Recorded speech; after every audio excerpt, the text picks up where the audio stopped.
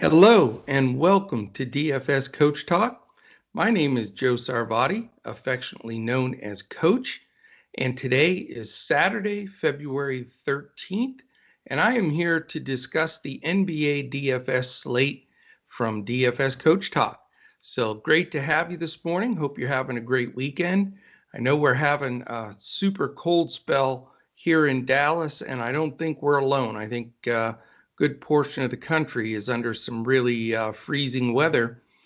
So everybody stay warm, stay safe, stay off the roads as much as you can out there, and just hunker down with some DFS coach talk and some NBA basketball, and your weekend's going to be full.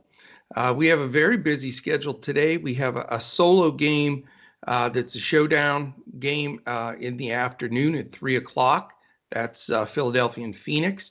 And then our main slate tonight is just a tidy little 4-game slate that has a lot of guys in and out and a lot of stuff to discuss there to make sure we definitely get the best lineup in there that we possibly can. So interesting slate. Yesterday was we had some great results early, some average results late, but hung in there, got into the cash in our cash games, and just hung on by a whisker in some of our GPP contests and single entries. So it was a good day, good bankroll build, and that's how you got to do it in this. It is definitely a marathon, not a sprint. And if you want to make solid money in DFS on a consistent basis, you have to have a plan, you have to execute that plan, and you have to be consistent with it. So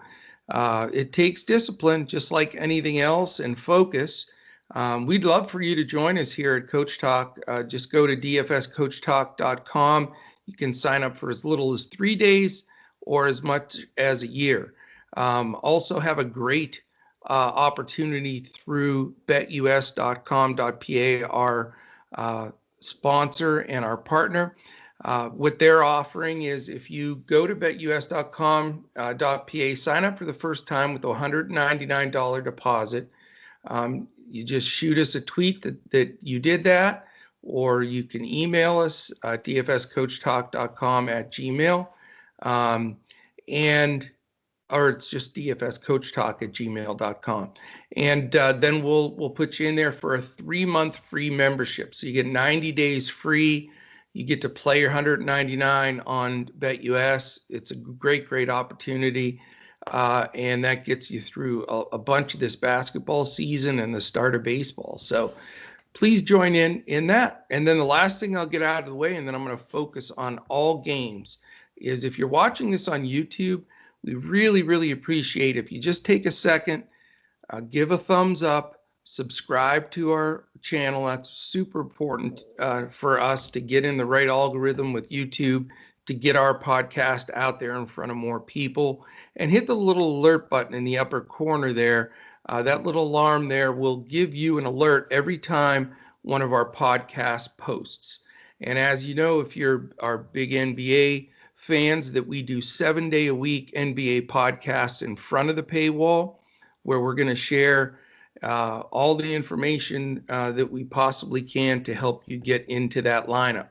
The big reason we feel you should join is the thing is there's so much news that changes constantly between injuries and COVID protocols. You've got a lot of guys scratched or sitting at the last minute.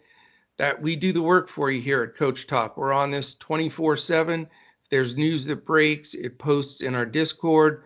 We're immediately evaluating, shifting lineups, doing any changes, swaps if we need to, and we're riding that right through the night. So, the days of DFS just plopping a schedule in there mid-afternoon and going about your business are over, because if you do that, you're going to lose most of the time. You've got to follow through on it, and we want to do that work for you. So definitely tune in.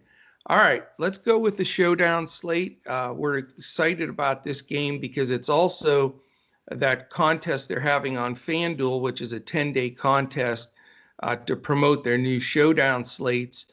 The early game happens to be the game today. It is a 3 p.m. game. It's Philadelphia at Phoenix. Phoenix is on the first night of a back-to-back, and this is an island game for Philly. Right now, like Philly's a 1-point favorite, and it's a 226 total. Defensive efficiency, this is the concern in this game. Philly's fourth, anchored by that terrific defense by Joel Embiid. And Phoenix is seventh. They've consistently been in that top 10 and doing a fine job defensively throughout the season. Pace-wise, it's very good for Philly. They're all the way up to fifth. So they've really increased the pace of play. I think that's part of what Doc wants to do now that they have some of their guys back and have a little depth again, is to push that ball and increase the possessions, which is great news for guys, like Joel and Tobias Harris, and also Ben Simmons. As far as pace for Phoenix, that's the concern, though. They're the second slowest team in the league. And, when they have their full group out there, they definitely work the ball, get a good shot. They're very disciplined. So you're not going to get super high paced game, but 226 is not a bad number. It's an interesting day. We have a couple of super low and then a few medium and one super high. So we'll be evaluating this. This is one of those that are in the middle. The two that are in the middle are, and this happens to be one of them. I also threw in, like I do on the weekends when I'm doing these podcasts alone, I like to add in the defensive real plus minus. That is an important statistic that evaluates each individual defensively against their position for a minimum of 100 possessions. So you're getting a good feel for how they defend their position. Now, some of that, is mixed with defensive efficiency, because I understand, there is some portion of a defender that's on a good defensive team that can be ranked better and vice versa. But, the stats don't lie. I mean, I want to know, if my guy's guarding your guy, I want to know how often my guy gets burned, or is he a solid defender? Is that going to limit possessions for the other guy by his denial of the ball? Is he a rim protector, et cetera? And all of that's taken into effect in this defensive real plus minus. Now, I pulled a little smaller sample size because I wanted to really get the very best and the very worst. So I went down to the top 7% and bottom 7%. So if they're on this list, these aren't fringe guys. These are guys that are really defending well or really defending poorly. And I think that has an effect on each game. All right. In the Philly game, the only guy out, it looks like at this point, I've got a small list of guys that are out, and I'll mention them as we go over these games. But there's going to be a lot more news. This is fairly early in the morning on Saturday. The lines are out. We're in good shape to get this information to you, but there will be a lot more news that breaks. And I didn't include all the questionables because there's a ton of them. I just have the guys that are definitely out thus far so that we can evaluate accordingly. Shake Milton is out this game for Philly. So that's the only person that's going to affect this game from as far as any usage for those guards for Philly off the bench. Top 7% defensive against their position. Joel Embiid, who, I'm always touting for Defensive Player of the Year. Philly's fourth because of him, and he is very solid. So he's in there. And then for the Phoenix side, we've got Jay Crowder, who's been hurt a lot, but he's still defending well. And a surprise guy that just squeaked in there is Cam Johnson for Phoenix. So he hasn't been shooting the ball that well. He's been very erratic for DFS purposes, but he's cheap. And now we know why, even though he's not shooting well, he's getting a lot more burn because he's defending very well. So that is something certainly to keep in mind. As far as the negative side of things, I thought this was extremely interesting. I'm shocked by this because I know he's a terrific defender. I've seen him as a great on the ball defender, but Ben Simmons is in the lower 7%. So I'm not sure if they're attacking him or it's because he's guarding the other best player and they're doing well, or he was injured and didn't defend as well as he normally does, but he's not getting it done. And there's a lot of people that fade players that are going against Ben Simmons. So, again, stats don't lie, and he has been getting smoked. So we need to keep an eye on that, and maybe that'll open up some value for whoever's playing against them, whether it be Chris Paul or one of those guys. Speaking of that, Chris Paul was one spot away from this. So I want to make a mention for him as far as best defenders. He was just at the bottom level of that, but it deserves a mention because, he is really good defender. Whether he's guarding Ben Simmons or not, we'll see. But Paul's definitely still, even at his age, this, slightly into this top 7% defenders. The only guy for Phoenix that's on the negative side is Etuan Moore. He's been grabbing a few minutes here and there because he can score, but he is not a good defender. So the question is with this game, where do we go? How does as far as a showdown slate, it gets a little bit more difficult. You have to evaluate it extremely difficult or different than you would a multi-game slate. And as everybody knows, it's one possession can make a difference here. One last shot, one 3-point attempt, one steal, any of those things can shift, the results immediately and stack everybody up. So, my recommendation here is don't just put the fifth guy in your lineup because he fits. Make sure that it's somebody that you trust and that you think is going to do very well. Because if you take a different approach, then you're going to end up in the middle of the pack.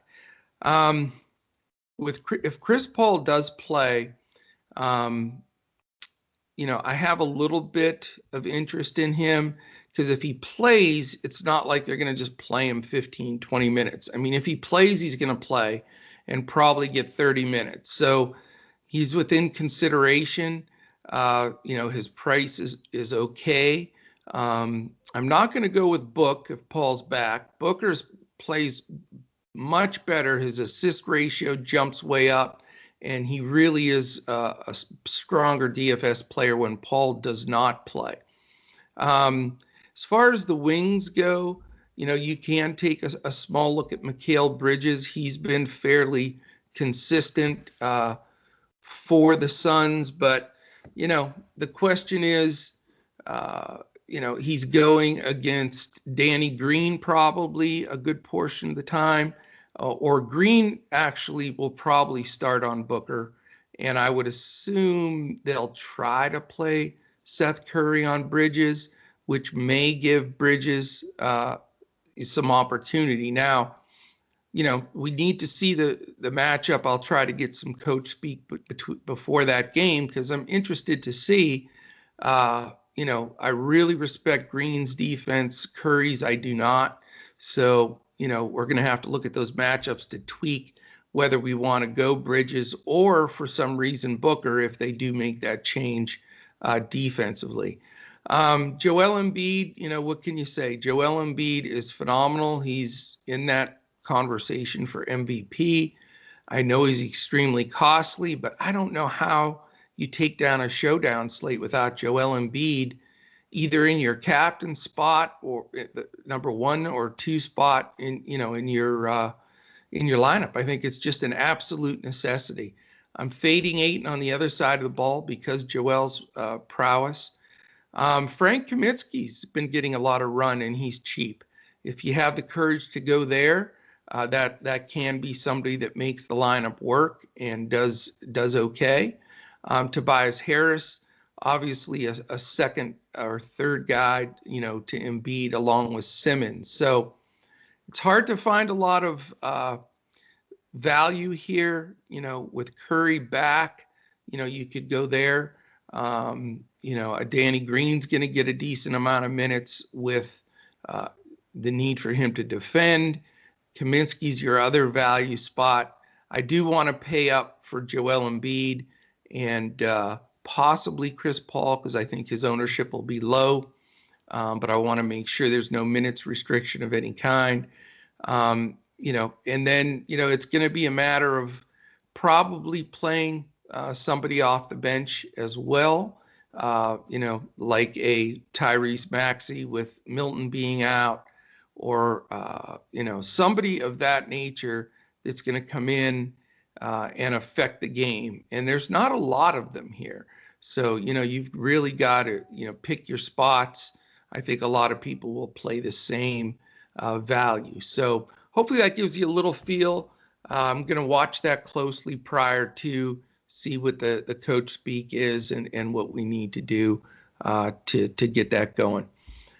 All right, head first into the main slate. We have an extra half an hour tonight. It's 7:30 Eastern, which seems like a great thing when we get that extra 30 minutes. There's always more news. You can get settled in. It always seems to work so much better. All right, Indiana is -2 at Atlanta. Atlanta's on a second night of a back-to-back, and they're not playing good basketball right now. They're 11-14, just not stepping up, not playing well. They got hammered, and they have to come back now, right back with Indiana. Defensive efficiency, Indiana's 12th. Atlanta's down to 13th. They were in the top 10 for quite a while. So middle of the road on defense and middle of the road on pace. They're 15th and 16th. So you've got just really statistically looking at it that way, there's not a whole lot of effect there. This is the other medium game, like I said, at 226.5. It's similar to that early game.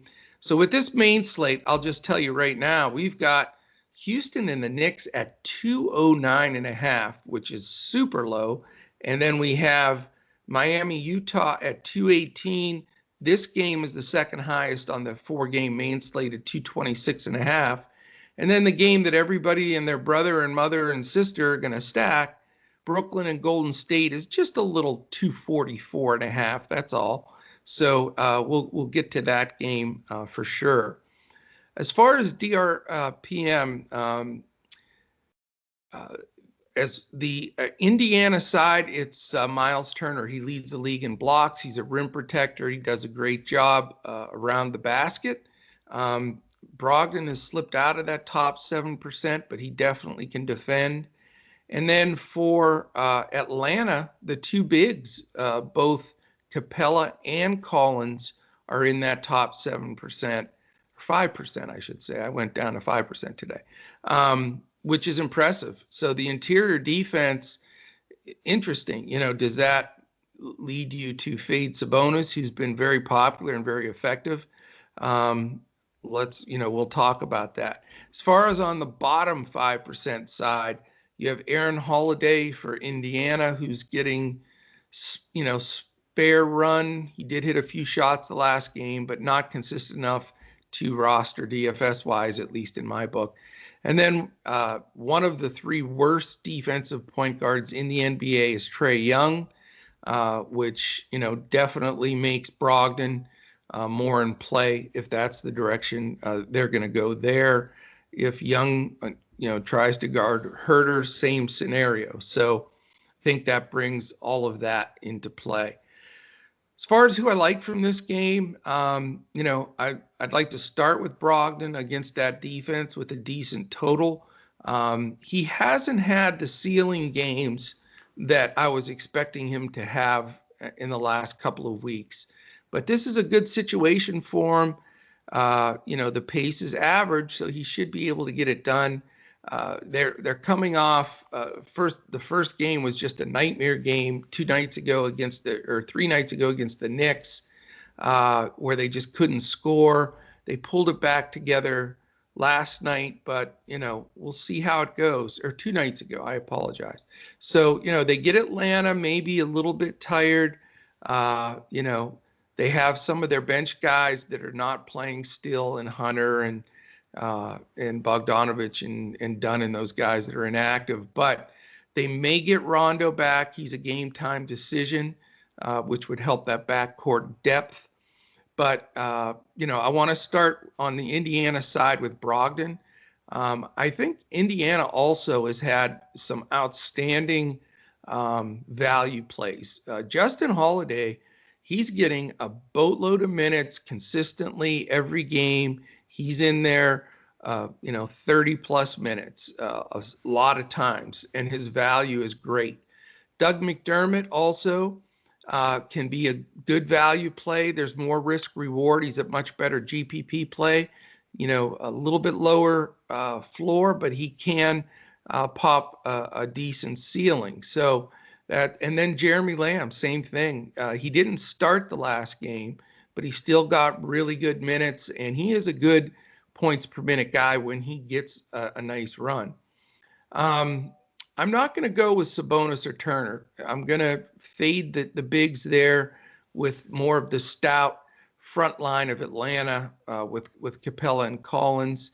So I'm going to pass there. I think it'll just be Brogdon and another one of the value guys from the Indiana side.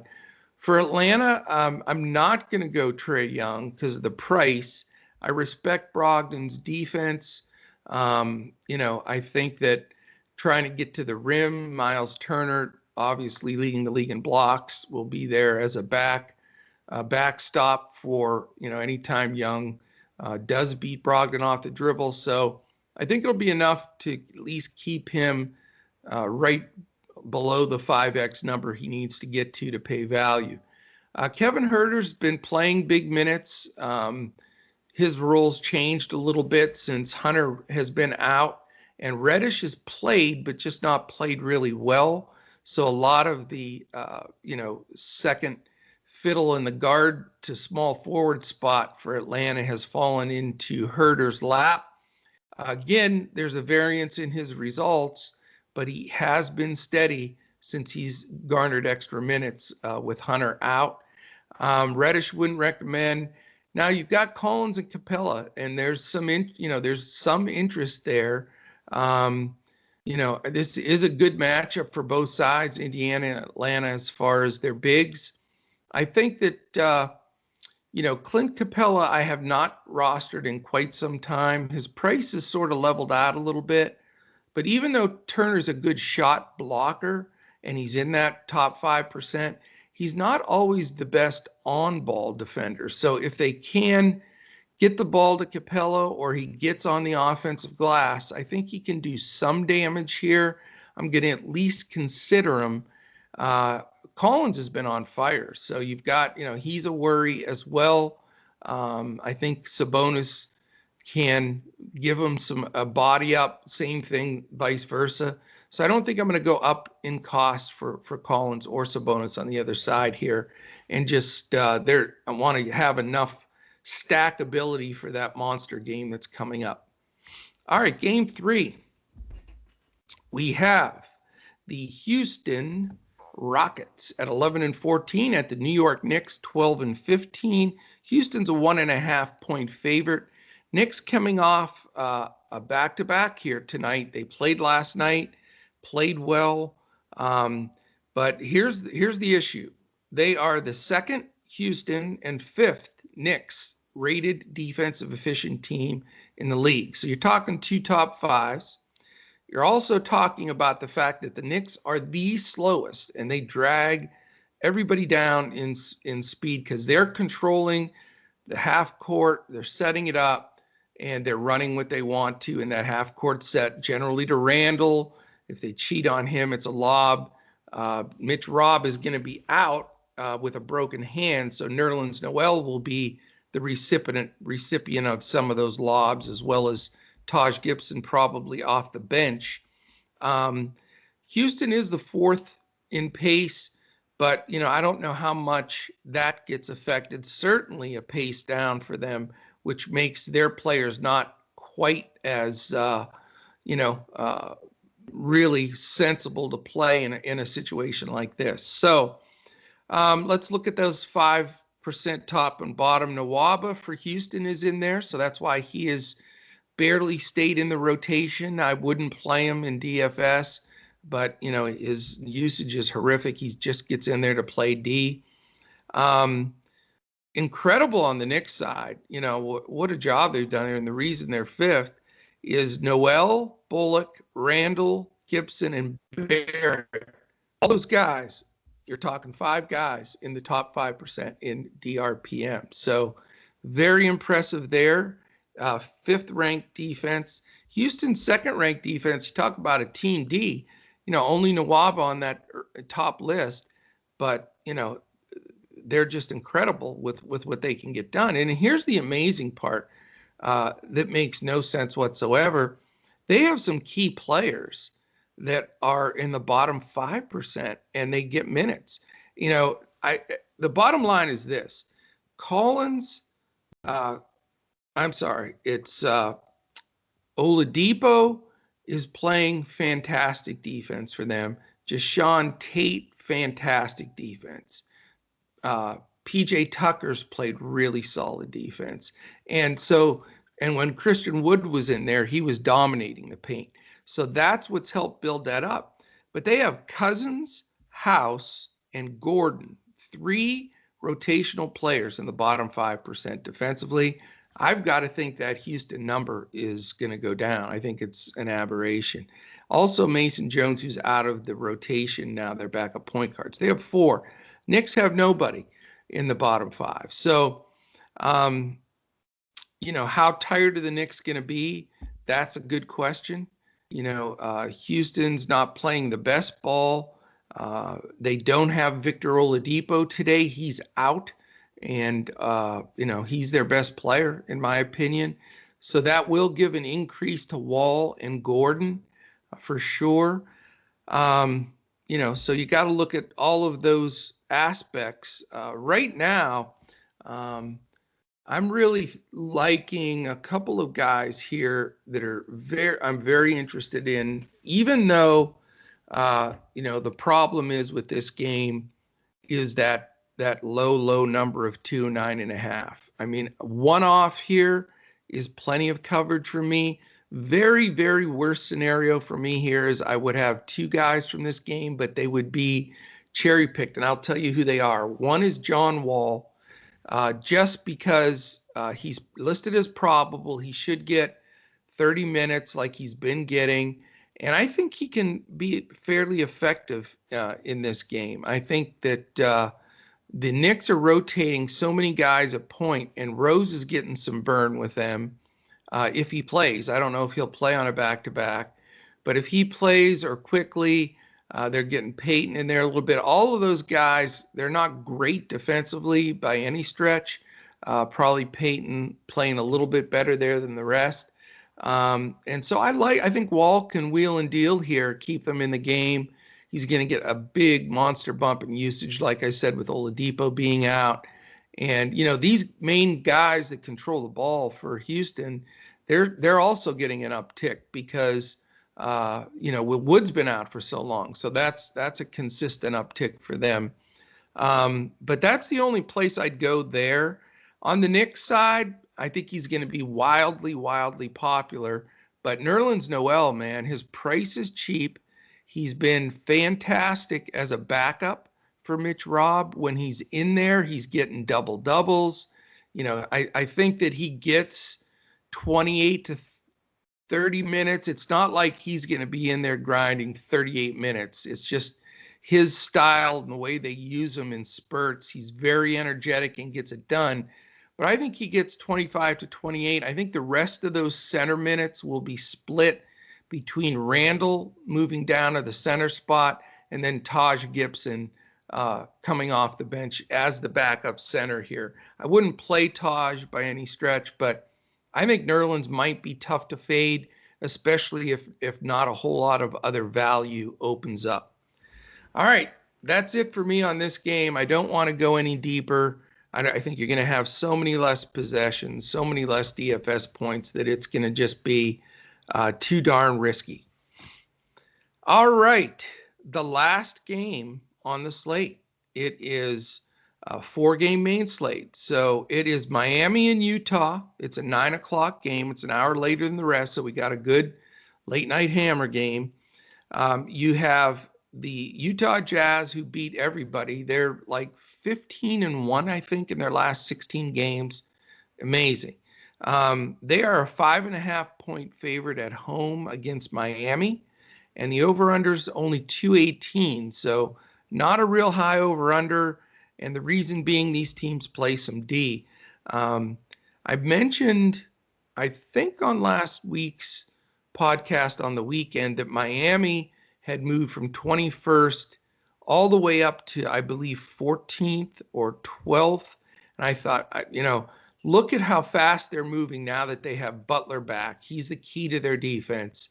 Bam, and all the guys that were out with COVID protocol and injuries, they were in the 20s for a while. Then they moved up last week. I said, they're going to hit this top 10 before you know it. Well, guess what? Miami is 8th team defense of efficiency. Unbelievable that they're that high that quick. So, Utah, we know, is 3rd overall, that have just been absolutely out of this world defensively and just all the way around. So that defense is a monster concern here. And then to add insult to injury, they're the 23rd and 24th pace teams in the league. So not a ton of shots, good defense. The over-under is not great. Utah is on the second night of a back-to-back. Maybe a little bit of letdown. I'm not sure. But this can't be a target game. I think it's way too risky for that.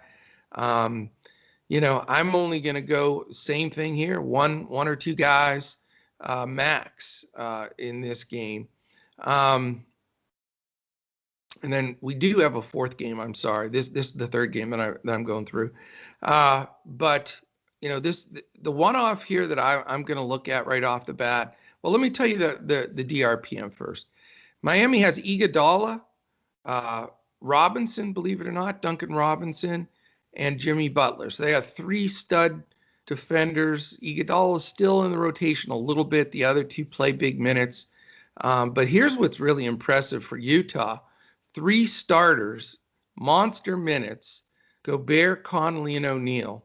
3 of the best defenders in the league statistically as well. So, man, you got 3 top 5% defenders in your lineup, and you're playing great team defense on top of that. Tough to stop. The only guy from either team that's in the bottom 5% is my man Jordan Clarkson. And I love Jordan Clarkson. I mention him all the time. I play him a lot. DFS refuses to price him out of the 4s. He's generally like, 42, 45, 47. And he's 47 again today on FanDuel. So he gets big minutes, especially if Conley's out. He becomes a must play for me because he is value. If Conley plays, and it hasn't been decided yet, then that makes Clarkson not quite as much of a target for me. In fact, if Conley plays without restriction, then, Conley becomes a possible play. But, I respect the defenses here. I think this will be a great game, but I'm not going to focus much on this game and need the Conley news. Okay, I skipped the game. It's 8 o'clock rather than not 9 o'clock. I was meaning to do that on purpose because I want this game to be what we finish on, because this is going to be the game that wins or loses the slate for everybody, is picking the right guys, which is tough. I mean, everybody's going to stack this game, and rightfully so. You've got a 4-game main slate. You've got 1 game that's going to have an immense more DFS points available, so you got to focus on it. It is Brooklyn minus 4.5 at Golden State, and that 244.5 number, which is incredible. One of the biggest, if not the biggest of the year. Defensive efficiency, Brooklyn is 26th.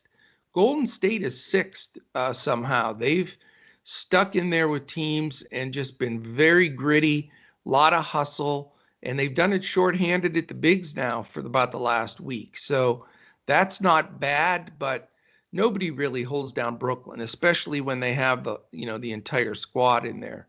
DeAndre Jordan is out. So they got the three main guys, Durant, Harden, and Irving all playing. But with DeAndre out, that'll shuffle a couple things with the big men. But that doesn't deter me at all. The nice thing here as well, pace, Brooklyn 7th, but yet it's a pace up game for them, just what they need.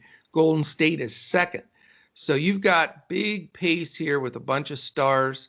As far as defensive real plus minus, the only guys that are in the top, Brooklyn, Joe Harris has been playing really good defense, which is very surprising that he's in that group. And Toscano Anderson and Wiggins, which, again, I mentioned it last week, he was in there. He remains in there. So those two are D'ing it up for Golden State. On the negative side, this is another reason why this is a stackable game. You have James Harden and Kyrie Irving, two of the worst 3% of defenders in the entire league. And, their usage, they're on the court a ton. And that's a big reason why these games have just skyrocketed on the over-unders. And then you might know this guy for Golden State, Steph Curry. He's also in the bottom 5%, and he has the ball in his hands and has been phenomenal offensively. So you got all the ingredients here for just, a 135, 130 kind of game, similar to what we saw, last night in that crazy Dallas game where Dallas and Atlanta went bonkers. So this could be that type of a game. And, probably going to have a good 4, maybe even 5 guys from this game. I'd love to go 2v2, may go 2v3 if possible. The guys that I have the circle around right now in this game, I like Wiggins. I think he's gone under the radar. His price is fair enough. It's 6.8 on FanDuel, which the fact that he's sub 7 with his ceiling game potential, I think is really a good sign. Same thing with Kelly Oubre. If he's in a run and gun game like this where he can finish at the rim, super underrated dunker. This dude left-handed just smashes it. I think Oubre's a nice play here. My favorite play in this game is Kevin Durant. He's rested. The words ramp up it's not in his vocabulary. He either plays or he doesn't play. And when he plays 30 some minutes and he crushes. And I just think this is a great matchup. I don't know who's going to guard him. That's going to be very difficult for them. And I think he's the one of the 3 big guys from Brooklyn that shine. And he's going to be the one that I gravitate towards. The other guy that I don't think I'm going to be able to fade here, I've been playing him even with DeAndre Jordan playing, and that's Jeff Green. Yes, he can be volatile. I know he's probably more of a GPP play, but in this situation with Mr. Jordan sitting, I really think you've got to consider Jeff Green because he's been starting at the 4. He plays really good minutes. They will go small and play him at the 5 a lot. And with DeAndre Jordan, they very well may do that. When they have Durant in there, Green has been a ton more effective. When he's out, Green suffers. So the biggest jump in usage for Green is with Durant on the floor. So whether it's chemistry or Durant's pulling their best big defender or volatile defender to him rather than Green getting that, that is what I would see would be the purpose. But you'll notice when they're in there together, Green will get a lot of corner threes. He'll have a lot of cuts, lobs from Durant. And I think that for his price, which is 4,500 on FanDuel, very hard to pass up in a situation with no Jordan. So, on the other side of the ball, Golden State wise, being able to afford to buy up to Curry's not really going to end up being an option for me because I'm going with Durant. But I do think you can go to some of the second and third options, like I said, with Wiggins and Oubre. Even Toscano Anderson, I think, is in play here. He's played well. They're going to need him to defend in this game and rebound. And I think he is certainly in play. So it's going to be filling up with some value mid-level guys on Golden State and then pushing, the bigger buttons on Brooklyn and coming out of this game with 4 or 5 guys. So that is the word. That's most of the information that you need to at least build your afternoon lineup and get that off and rolling. And then tonight's 4-game slate, very strategic tonight, very interesting on how that's going to pan out. So hopefully this helped everybody. You can get a good lineup together and go after it. I'll be back again tomorrow. We have a 1-game early slate and then a big Sunday night slate for a change, 7 games. So that's going to be a great card to go over as well. If you're watching this on YouTube, please hit that like button right now. Hit that thumbs up. Please hit the subscribe button. We need you. And then click the alarm up in the corner there so it gives you an alert anytime our podcast post. You can check us out on Twitter at DFS CoachTalk. I'm at JoeSarvadi. Our other pros, Andrew's at Language Olympic, and Shane is at DET Sports Shane. So that is it, my friends. Just excited for this card, excited for the momentum.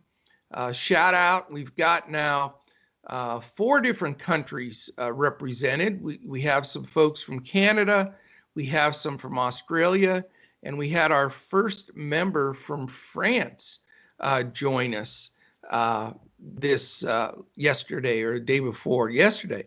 So, shout out to France. We've got another wonderful country that we're looking forward to working with and building lineups. They don't have DraftKings or FanDuel there, but they do have a competition where they have it where it's you roster 5 guys. So let's go. DFS is spreading worldwide fast. It's extremely popular.